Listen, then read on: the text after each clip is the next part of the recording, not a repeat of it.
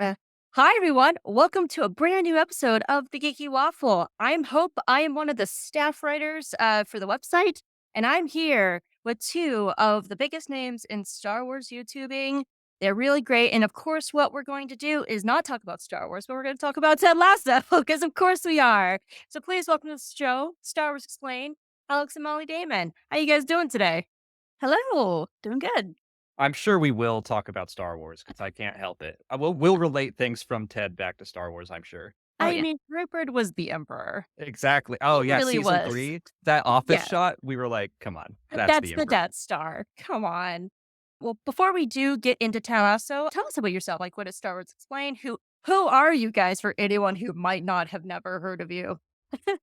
We do a Star Wars YouTube channel where every day we release Star Wars videos about whatever is happening. When the shows are coming out, we do reviews and live streams about that, but in the in-between times, we cover the books and the comics and the High Republic. We try to cover everything that happens in Star Wars. And I'm just kind of along for the ride. That's not true. You do so much. Yeah, we do a lot of live streams. We started live streaming a lot more after the pandemic, and that's turned out to be really fun for us. We do like live Lego builds, and every time there's a new show out, we do a big live stream to cover that episode. So yeah, it's been fun. As someone who's been in their live streams, they're so much fun. So you should definitely check them out because it's just a really like cool vibe. It's a great group. People are just like super nice. So like if you ever like want to just have like some time to hang out with some like really awesome nerdy people, like definitely check out their live streams. I love them. No, So thank you. It's good to know. Like, Molly's the fun one, and I'm the one that's very, like, thinking about whatever question was asked, and I'm, like, the focused nerd, and Molly's like, "Remember to, like, joke too." I'm off on every tangent possible. you are fun, Alex. And like the Roy Kent looking at Trent Cramp going like, what a dork. Yeah, but he's our dork. Okay, I'll take Exactly. that, yeah. Yeah, no, you are super fun. I really love you guys' streams a lot. Like, I'm not just like, "Hey, they're our guests." Like, no, I actually, like, love spending time there and talking with people. So you've built this, like, really awesome community, so you 2 should be proud. Yeah, I Thank you. think we are. I'm very proud of the community that we have built. I think when you compare it to some of the others out there, it is a hopefully a fun space to come and discuss Star Wars from all points of view. Mhm. Wow. We are here to not talk about Star Wars, but let's get into Ted Lasso. So the show just ended, and it was a fantastic run. It was a great show. But it just was like this phenomenon that has just occurred in the last few years. So why do you guys think that Ted Lasso worked as a show and like why it took off the way it did? I think part of it may have been timing. It came out in 2019, but it took a while for me to hear about it. I think at the end of 2019, I saw someone do a video. Mikey Newman from Film Joy did a video of like his favorite stories and shows and movies from the past year. And he talked about Ted Lasso, and I was like, that's interesting. And then the pandemic happened. And I think a few months into that, we started to watch it, and it was just like this burst of happiness and positivity that I felt like we sorely needed. Yeah, the character of Ted Lasso himself is, like, what I think makes this show what it is, and, like, I love all the other characters, but him coming in specifically to a show where, like I don't know, sometimes for me, I see a show about sports and I'm like, "Okay, well, I'm not super into sports, and it might be a little much for me to handle," but the show is about, like, love and compassion and, like, coming into situations and figuring out how to make them good and just learning how to be a better person, and, like, having a show like that come into our lives at that time was yeah, it was sorely needed, and it's such a comfort show, it's like your comfort food of TV shows. And I wanna correct myself real quick. It actually came out in 2020, so it was even, like, more into the middle of the pandemic that I remember I guess we started it in 2021 then,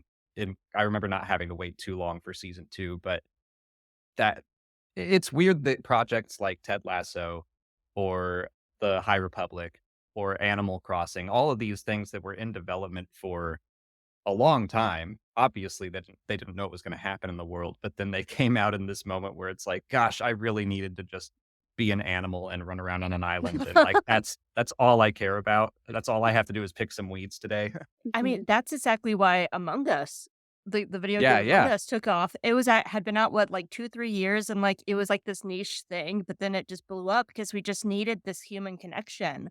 But and I think that's so, like, to me, like, that is a big part of Ted Lasso. It is a show about human connections and having these discussions about mental health and having to work through our own stuff to be close and build communities with other people. Like, because Richmond is this little unique community that's very different. Like, when we get to see Rupert's team, which has slipped my brain, West Ham, it's not a community. Like, we see Nate try to build these diamond dogs of his own. And it's just this, it's about like finding found family while dealing with your own family as well, which I have a lot of feelings about found family with Trent and Colin.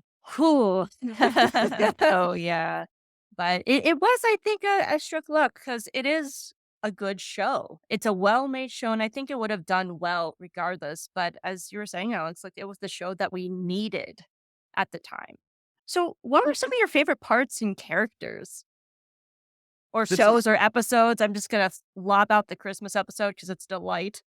Oh, yeah, that's become part of our, repertoire of, like, TV episodes that we watch during the holidays, and, like, that comes up Oh, yeah.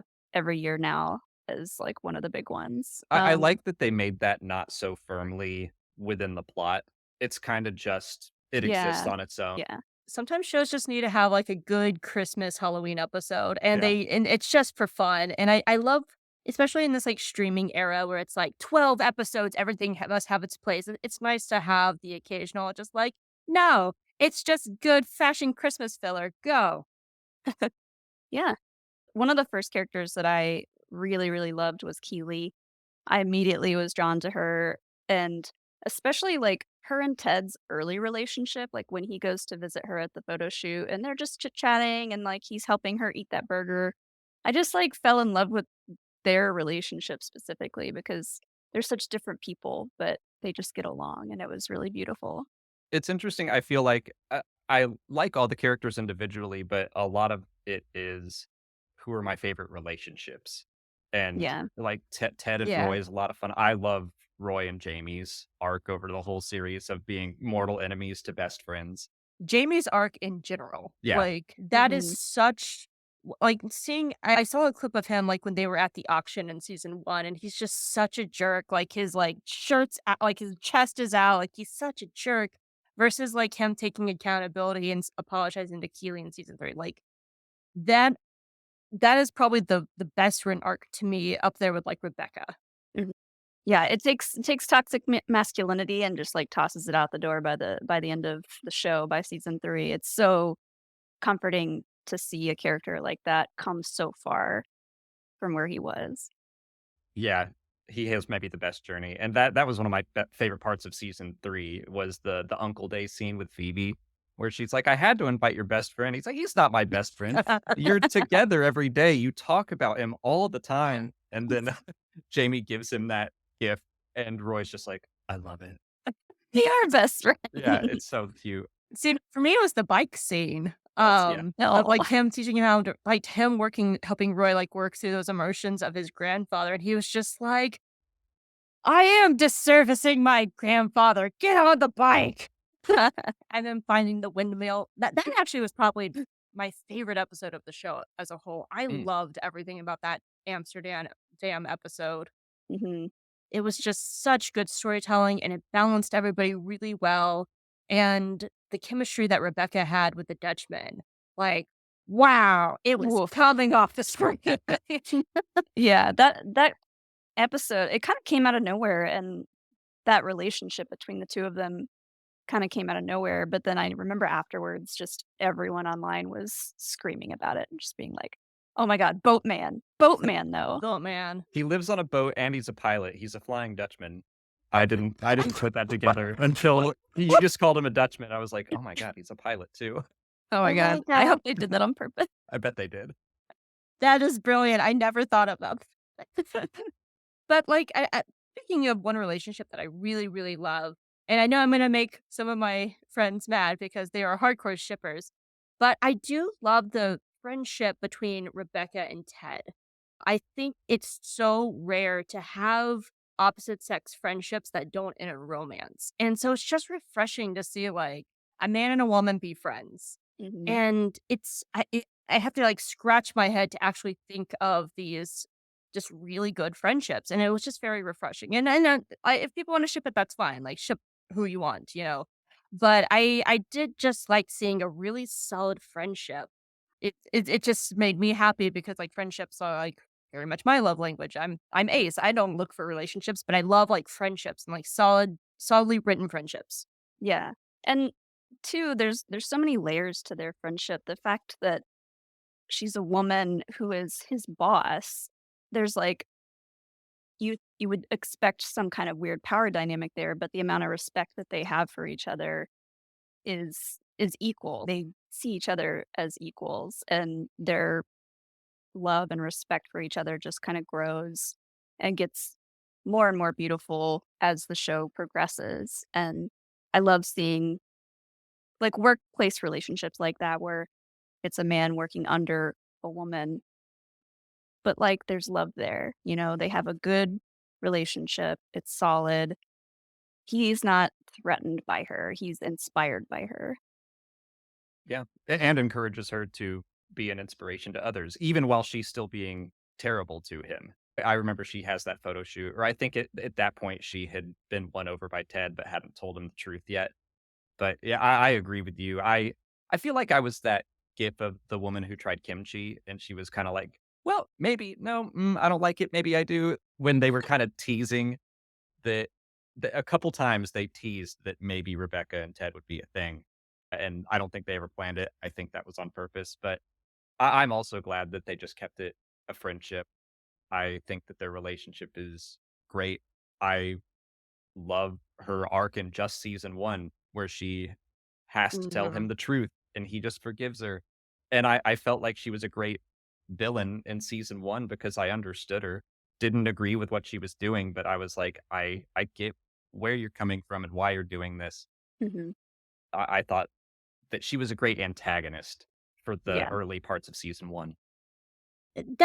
Actually a point I really liked about the show too, about like the quote unquote villains. There's only really one villain, and that's Rupert. But like how the antagonists like Rebecca and then later Nate are handled is they do a good job showing that hurt people and why they're hurting, how they got there, and what they're going through in the struggles to make them very sympathetic.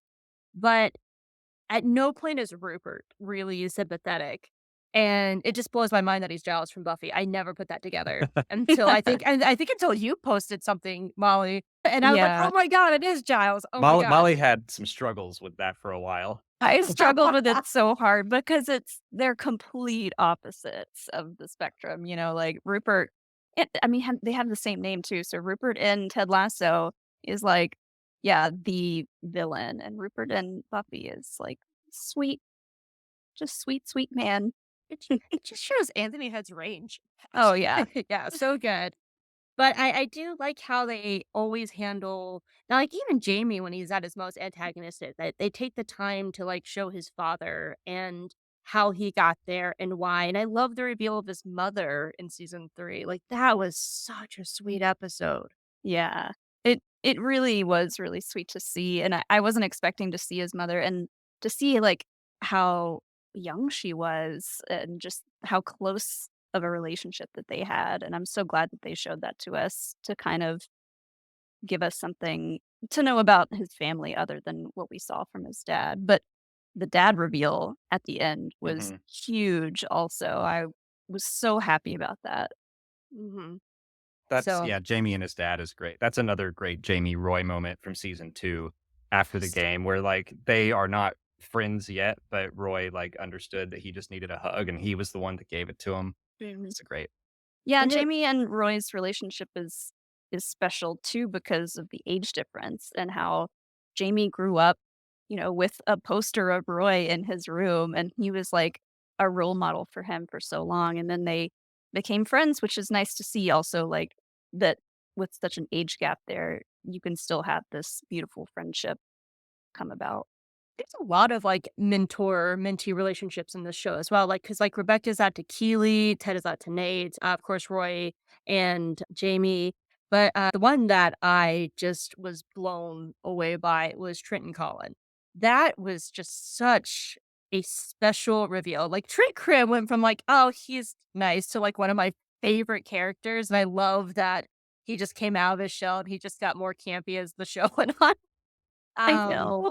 I loved him, and I the way that they added him in season 3, I was kinda like, "I wonder if this was, like, a last minute addition or, like, change that they were like, 'We have to keep Trent Prem in this story, how can we do it?'" Because he really was just a fly on the wall for the majority of that Yeah. season, but then he comes in to really save the day with Colin, and that was so nice to see. They even Eh kinda, like, on a meta level had that moment with the Diamond Dogs where Trent's like, "I'll leave you all to it," and they're like, "No, no, no, no, you stay." You're Yeah. one of us now.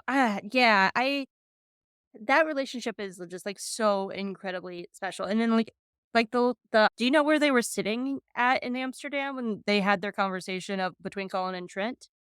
Mhm. They were sitting at the Homo Monument in Amsterdam, and I had to write this down. So the Homo Monument is a commemoration of all the gay and lesbian men who were oppressed by the Nazis and in remembrance of them. Wow. And a celebration of the people to remember them and celebrate them and know that they're being, like, viewed and witnessed. Witness me. But it is a remembrance place for people who had been persecuted, and we have Colin who was closeted and being persecuted, and Trent was seeing him and Mhm. hearing him, and I really loved that reveal about Colin, and that story was just so powerful to me, and Yeah. it really affected me and, like, made me really, like, love those 2 characters so much and kinda, like, recontextualize Colin too, because in season 1, he's a bully, but how much of that is trying to fit in, not get outed, internalized homophobia he probably grew up with, and Oh, yeah. I we need to rewatch the whole show now from the Mhm. very beginning because knowing what we know now and rewatching the first 2 seasons, it would explain a lot. I'm yeah. always so impressed with shows that cast like this, where Colin was a very much a side character in season 1, and even in season 2, he's not in it that much, and then he's, like, central far more in season 3, and I don't know the actor's name, but he just crushed it, and it's so great to see that they are casting these huge ensembles where anyone can get the focus for an episode or a season, and it's like they feel like they have been part of the main stars this whole time. And I'd also be very remiss if I just didn't mention Jade. I love her. Oh, yeah. How she just looks at Rupert and she's just like, boyfriend, we need to have a talk here, Nate." I liked how she grew in that role of just being like this person who was just like somebody that Nate was just kind of admiring from afar. And then they had a really cute, healthy relationship. And Yeah. she's so supportive. And I love her and her ability just to see through BS. So Yeah, she was Another actress that was just there for, like, an episode to be in yeah. Nate's mhm. way, and now she's central. She was, like, exactly what he needed at that time, which was just nice to see that kind of, like, happen how it did, you know? What did she say to Rupert when they met? Like, she basically just said, like, "Yes, we have met," but in a way that seemed cordial. Yeah, like it's like something like I'm very like whelmed to meet you, like Yeah, overwhelmed or something. Like it it's was beneficial to meet you or something very like, I see through you, honey. uh-huh. Yeah, she can see right through his BS and is not having it. So is were there any other like favorite parts that you guys want to talk about or favorite episodes or moments? I think the one part that it sums up the show for me, probably my favorite episode or scene from this series is barbecue sauce, the dart scene. Mhm. That just summed up Ted so well. It revealed information about his father that you didn't know yet. The whole "be curious, not judgmental" speech. I love that moment, and it's kind of the moment where Rebecca really turns and becomes Team Ted. Yeah. And it's also just good to see Rupert get knocked down a peg. Yeah. That was also just, like, some of Sudeikis' best acting of, like, the whole show. Oh, He's yeah.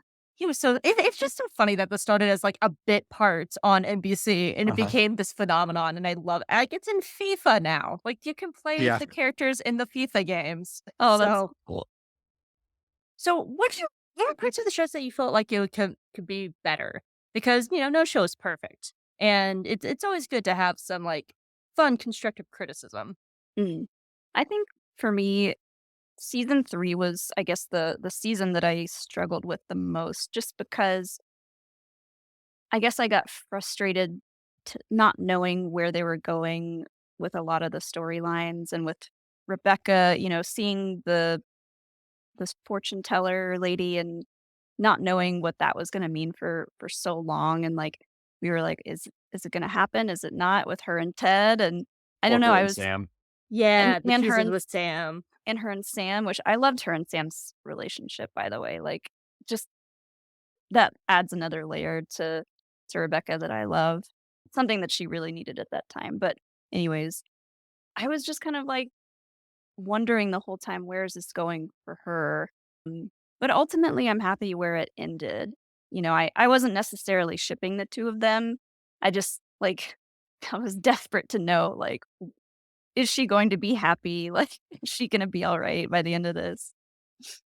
I think season 3 just felt a little long. I think it had 13 episodes instead of 12 or 10. And they were the longest episodes. Like, it was the first time they capped, like, the hour mark on a few of them. Yeah, and I remember just throughout season 3, it felt kinda like Book of Boba Fett syndrome for me, where I'm like, Ted was barely in this episode, and knowing that it was probably gonna be at least his last season, I was like, "I really wanna spend more time with Ted."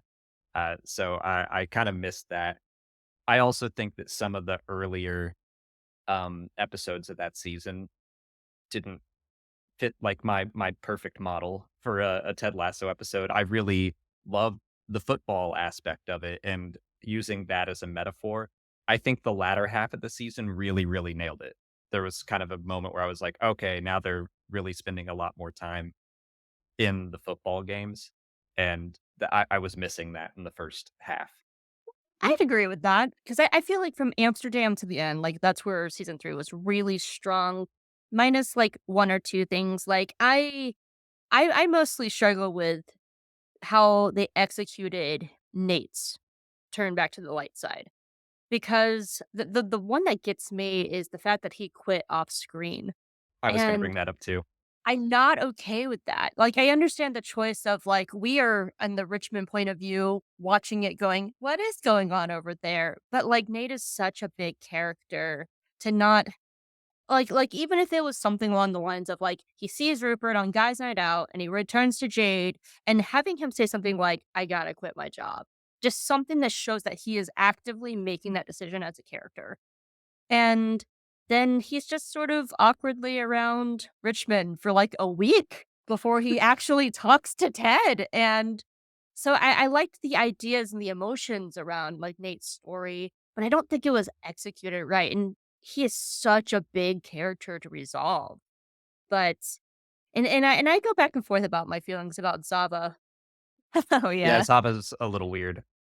I understand, like, why he was there because Jamie needed someone with a bigger ego than him to, like, kinda put him in his place, and the team needed to learn to not, you know, count on him as a crutch. But, yeah, he was an interesting addition. Though it was great to see Rebecca kick in the door of a men's bathroom and yell at him. Yeah. Like, that was actually quite worth everything. I love when Rebecca has those scenes, Yeah. but She's just like, "Screw it. I'm gonna do this." Well, mm, I wanna go back to Nate a little bit because I completely agree that so many big moments for him happened off screen. I wanted to see him tell Rupert off or quit or just how that went. Maybe he did it quietly and just left, and then we don't get to see the team come to terms with forgiving him. The last time we all saw them dealing with Nate was when they were playing West Ham and they were shown the video of Nate ripping up the Believe sign and they were furious with him. And then they all walk in and they're just like, "Hey, come back." And I can connect the dots because it was Will there with, I think, Isaac and Colin, which is nice that it was like the 2 bullies being like, "Hey, we want you back." And Will obviously knows that Nate is turning things around thanks to that note. But I still would have liked to see maybe the team vote and discuss it out or something instead of Mhm. just off Mm. screen. They're like, "We're all good with Nate again." Yeah. I I guess struggled. Beard was the one that we got to see actually. That's yeah, that's what I was gonna bring up because I struggled so much with forgiving Nate.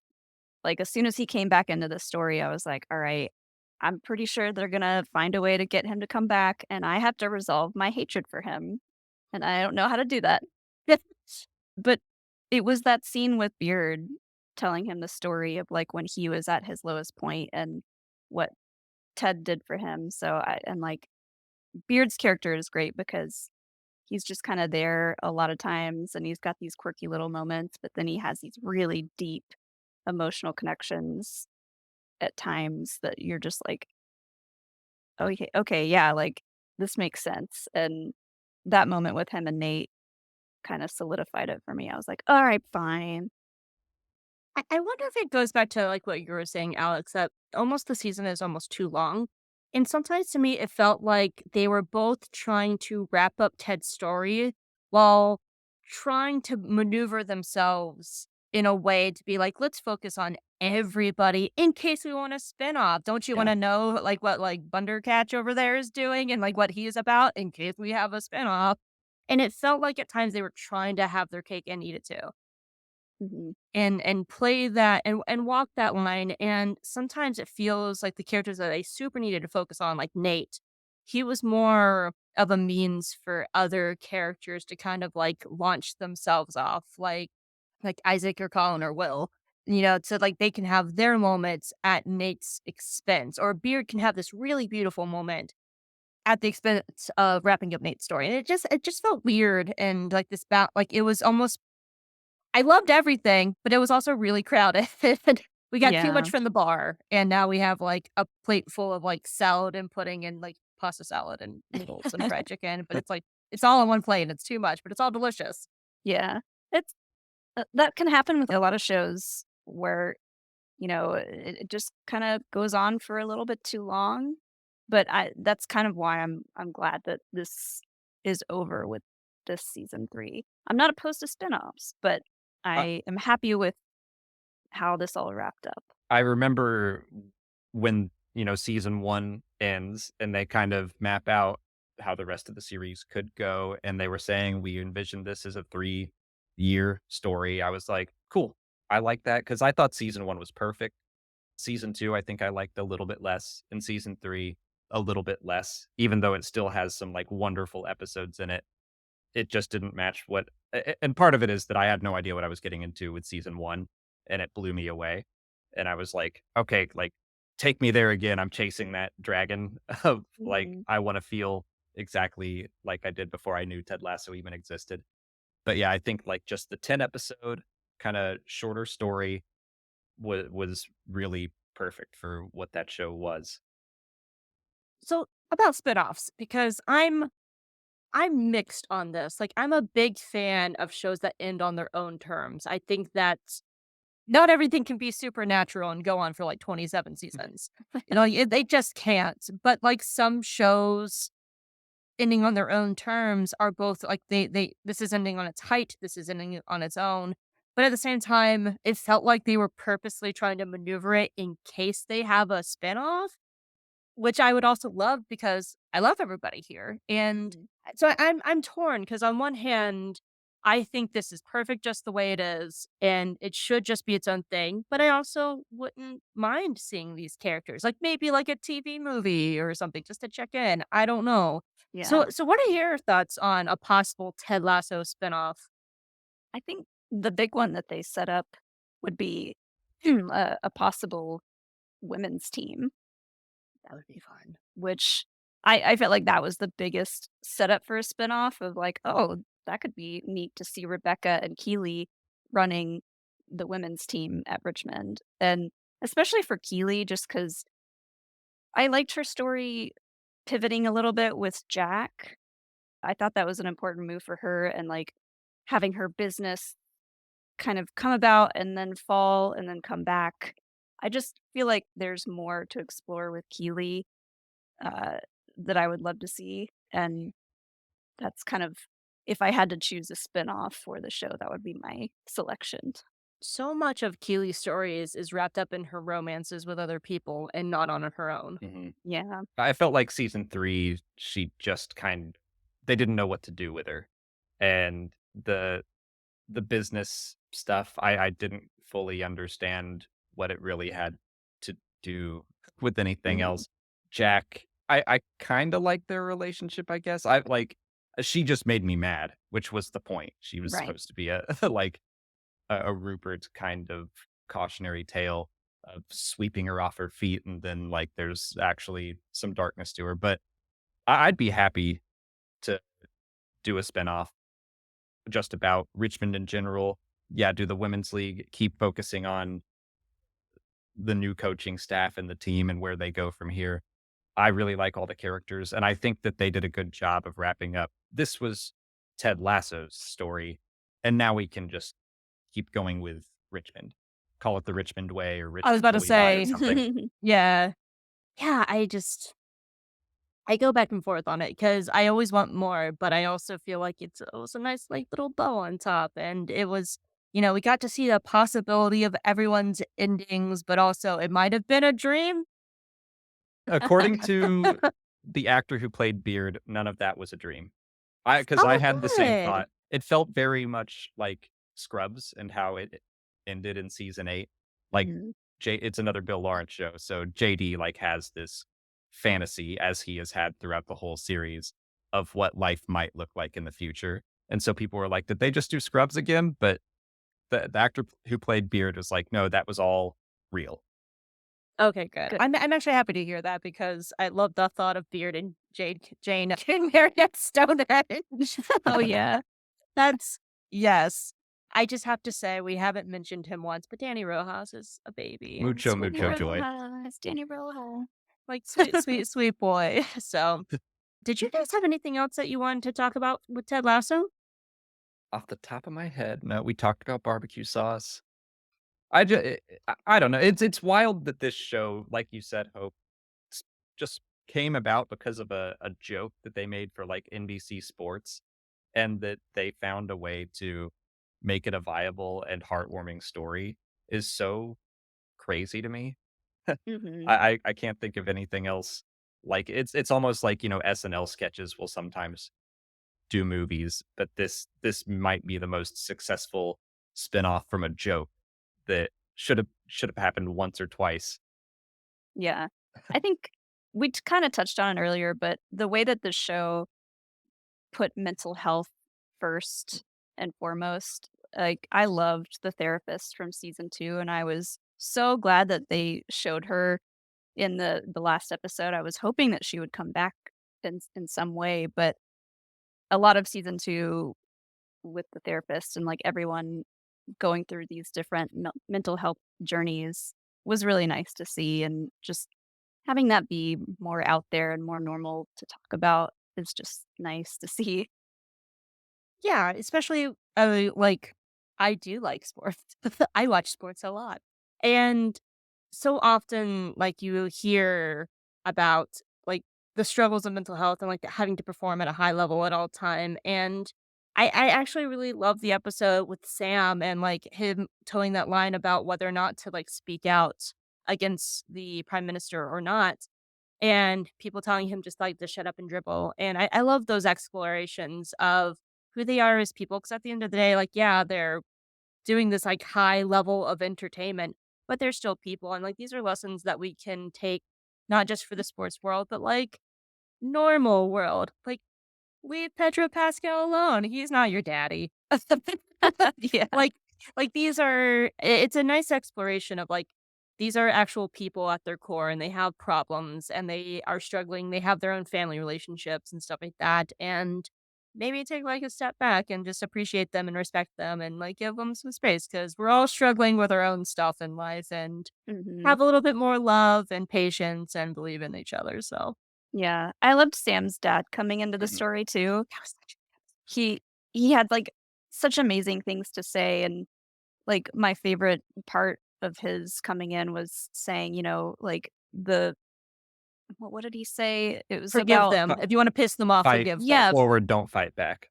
yeah, forgive them, like, that's gonna be the biggest thing that will piss them off, and I was like, "That is a lesson that so many people need to hear repeated," like, just that's that's Mhm. how to handle things. That's the best way for your own mental health to handle things.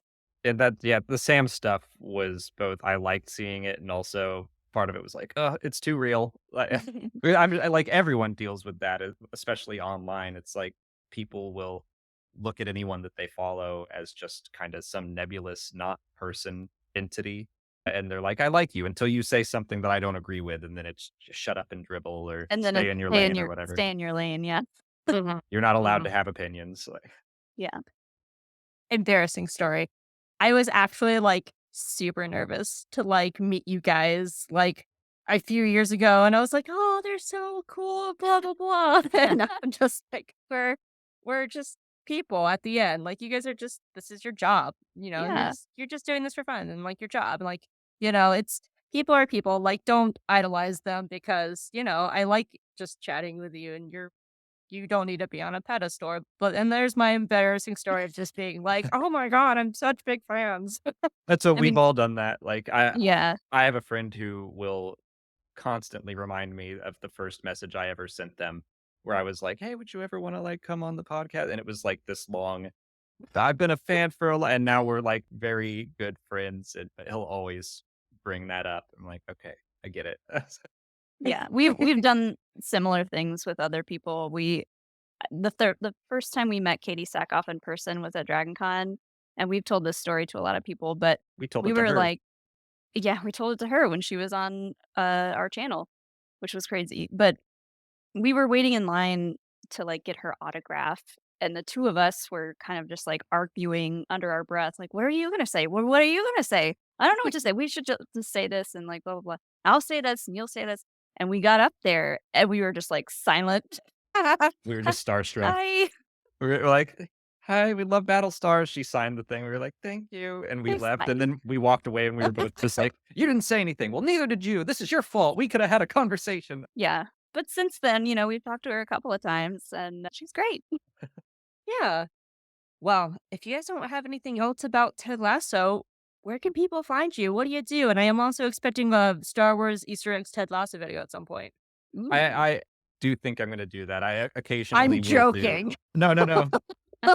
I occasionally do videos of, like, why Top Gun: Maverick is a good Star Wars story, mostly just because I wanna talk about stuff outside of Star Wars, but I Your try to relate Indiana things back. Jones series is really good. I Oh, highly thanks. recommend it.